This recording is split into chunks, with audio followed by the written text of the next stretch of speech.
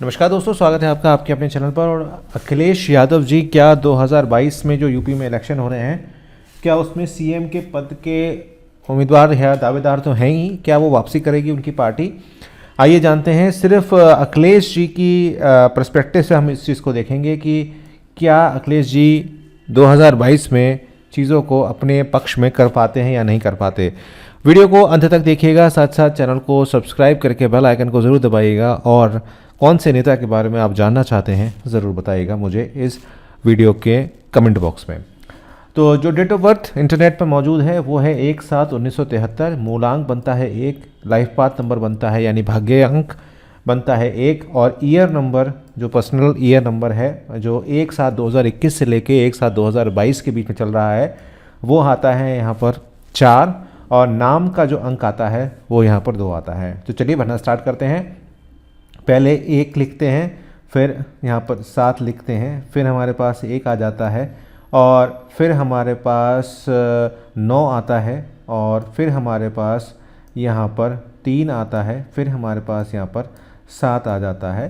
तो यहाँ पर 2 7 आ रहे हैं, 1 3 है, 2 बार 1 है और 1 9 है। और हमारा जो लाइफ पाथ नंबर इसमें चल रहा है जो कि इनका 45 वर्ष से 53 वर्ष के बीच में चल रहा है वो 2 चल रहा है, और साथ साथ यहाँ पर नाम का जो अंक है वो भी यहाँ पर 2 है, और लाइफ पाथ नंबर और हमारा मूलांक भी यहाँ पर हमारा 1 है, तो इसको हम यहाँ पर भर लेते हैं। साथ साथ ईयर नंबर जो हमारा चल रहा है वो यहाँ पर 4 चल रहा है। तो सबसे पहले ये जानते हैं कि 1 नंबर वाले आखिरकार कैसे होते हैं, तभी हम आगे बढ़ पाएंगे और उसके बारे में हम प्रेडिक्शंस कर पाएंगे।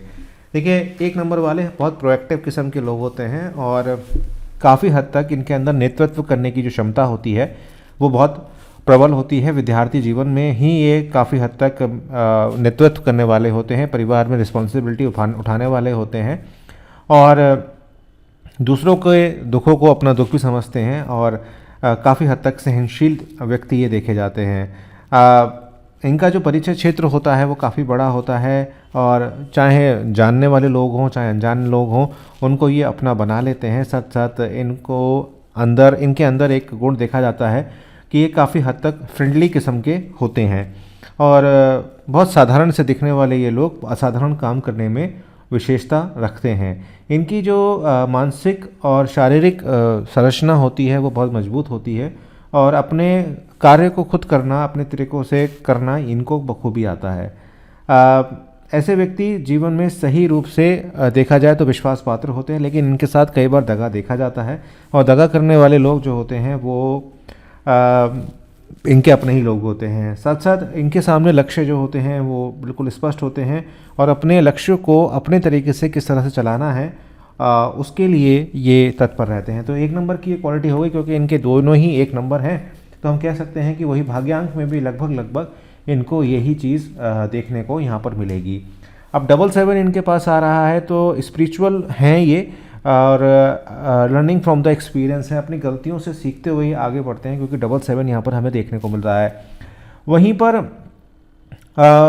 नंबर 1 की जो पुनरावृत्ति है वो 4 बार हो रही है, जो कि मैं ये कहूँगा कि कहीं ना कहीं लीडरशिप की जो क्वालिटी है उसमें ये थोड़ा सा डेप्रिसिएशन लेकर आती है या हरास लेकर आती है, क्योंकि ये दिल के साफ़ हैं। अखिलेश यादव जो हैं वो काफ़ी हद तक दिल के साफ़ व्यक्ति हैं, और जो मन में होता है या जो दिल में होता है वही ज़ुबान पर होता है। इस वजह से कई बार टॉक एक्टिव होने की वजह से या ज़्यादा बोलने की वजह से ये एक सेंटर बन जाते हैं किसी और की चीज़ों में भी। कई बार देखा गया है राजनीतिक दौर से कि ये किसी की हेल्प करने गए हैं, लेकिन उससे हटकर, उस बंदे से हटकर इनके ऊपर जो है चीज़ें आ गई हैं।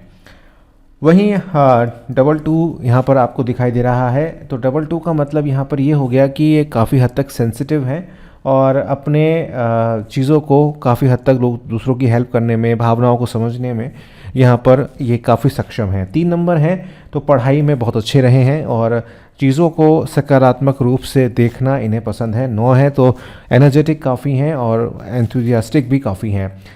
4 है हमारे पास ईयर नंबर, तो काफ़ी हद तक तकनीकी रूप से सक्षम हैं, और आपको पता ही है कि अखिलेश यादव जो हैं वो एक तकनीकी रूप से काफ़ी सक्षम व्यक्ति हैं, और लैपटॉप की जो एक नई प्रक्रिया उन्होंने शुरू की थी अपने कार्यकाल में, जिसकी कॉपी अभी बहुत सारे प्रदेश कर रहे हैं, वो बहुत एक इम्पॉर्टेंट एक चीज़ थी। तो यहाँ पर दोस्तों अगर हम देखें तो 5 नंबर यहाँ पर मिस हो रहा है, 8 नंबर यहाँ पर मिस हो रहा है और 6 नंबर यहाँ पर मिस हो रहा है। इसका क्या इम्पैक्ट इनकी लाइफ पे हो रहा है? 5 नंबर दोस्तों आपको पता ही है कि सेंटर का नंबर होता है, चेंज का नंबर होता है और नई तरफ लेके जाता है। इनकी जो राजनीति है उसमें कई बार उन्होंने स्टेप लेने की कोशिश की है कि ये कुछ नया करें, लेकिन नया ये कर नहीं पाते क्योंकि कहीं ना कहीं अपने ही लोग जो है वो टांग खींचते हुए इनको दिखाई देते हैं। तो एक 5 नंबर की स्टेबिलिटी की जो कमी है पार्टी के अंदर, वो पिछले कई सालों से, जब से मुलायम सिंह यादव जी रिटायर्ड पोजीशन में आए हैं तब से आप देख रहे हैं कि समाजवादी पार्टी में भी कहीं ना कहीं डिसीजन मेकिंग भी हिट हो रही है और साथ साथ लोग छोड़ छोड़ के इधर उधर जा रहे हैं। वहीं 8 नंबर यानी कि शनि का नंबर यहाँ पर मिसिंग है। तो यहाँ पर एक स्थिति ये बनती है कि यहाँ पर गहनता से जांच तो हो जाती है, पॉजिटिव एटीट्यूड तो आ जाता है, 3 नंबर यहाँ पर मौजूद है, लेकिन 8 नंबर जो है वो मौजूद नहीं है। तो डिसीजन मेकिंग में कई बार आप देखते हैं कि दिक्कतें आती हैं और कई बार ये भी देखा जाता है क्योंकि 4 नंबर तो यहाँ पर ईयर से मिल रहा है, तो बेसिकली तो इनके पास 3 नंबर ही है, 4 और 8 मिसिंग है। 4 नंबर यहाँ मिल गया तो अच्छी चीज़ है, लेकिन 3 नंबर और 4 नंबर और 8 नंबर यहाँ पर मिसिंग हो रहा है। तो यहाँ पर गहनता से चीज़ों की जांच नहीं की जाती, जिसकी वजह से इनकी पार्टी द्वारा और इनके द्वारा भी कई बार कुछ ऐसे वक्तव्य दे दिए जाते हैं जिसका कोई लॉजिक कई बार नहीं निकलता। हालांकि बहुत एनर्जेटिक पर्सन है, चीज़ों को संभाल लेते हैं, इसमें कहीं कोई शक और शुबे की बात नहीं है। और सबसे इंपॉर्टेंट बात दिखाई देती है 6 नंबर ना होना। 6 नंबर लग्जरी का नंबर भी कहते हैं, तो लग्जरी की तो कोई कमी है नहीं, लेकिन एक विश्वास पात्र पर्सन इनके पास सबसे ज़्यादा जो है मिसिंग है। मैं पर्सनल लाइफ को यहाँ पर नहीं डिस्कस कर रहा हूँ, यहाँ पे मैं प्रोफेशनल लाइफ, राजनीतिक लाइफ को यहाँ पर डिस्कस कर रहा हूँ, इस बात का ध्यान रखिएगा। इसीलिए मैंने डिम्पल जी की डेट ऑफ बर्थ को इसमें इंक्लूड नहीं किया है। तो एक राजनीतिक एक बंदा होता है, एक पर्सन होता है जिसके साथ आप अपनी चीज़ों को शेयर करते हैं। तो यहाँ पर 6 नंबर की जो मिसिंग है वो बहुत इंपॉर्टेंट है। यहाँ पर एकला चलो वाली स्थिति है कि जो अखिलेश जी हैं वो काफ़ी हद तक एकल रूप से चलते हैं और अपने कार्यों को खुद करने की चेष्टा करते हैं, जिसकी वजह से कई बार पार्टी के अंतर जो है वो दिक्कतों का सामना करना पड़ता है। अब बात करते हैं 2022 की कि क्या 2022 में क्या सा परफॉर्मेंस इनका जाता हुआ दिखाई देगा।